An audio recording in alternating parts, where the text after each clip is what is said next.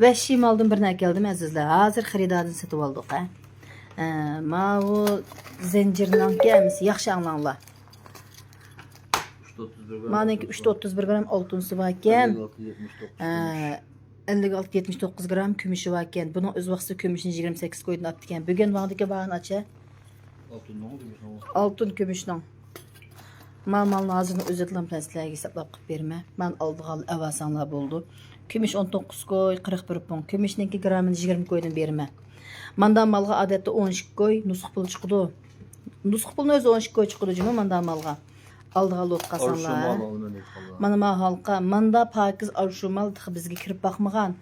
An atını gün qızım şıpyans iştigan mal şu mana bu mal tıxmiyada joyda cümə.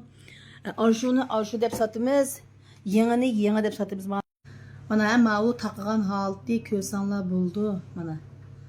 Bek sorulluq, acayip bek noçu çıxıdı. Mana müşahidə. Lakin mən üzükünü ammanlar. Üzükününki fəqət mənim bizdə bax üzükün elənə.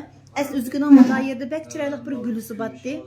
Mənim gülünü çaçırtdı tutdu, üzükü düşüb qapdı. Şununğa gülü düşüb qapdı. Şu an mənim üzükünü ammay. Mana əsli bununki ma bizim dükanda eliq ma arşu əmisicimi. Töpününki mandaq gülü batdı əslində. Mandaq gülünü çürüb sapdı. Şu an üzükünü elinlar deməyəm. Əgər üzükünü aldığım qalsanlar mani əb qalsanlar bu arşu emas.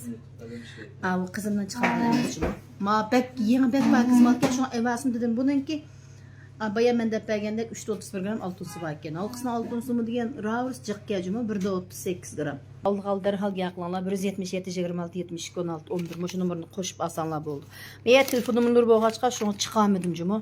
Nemdə tigini qatlı etken dəb qammanlar yenə əmsə.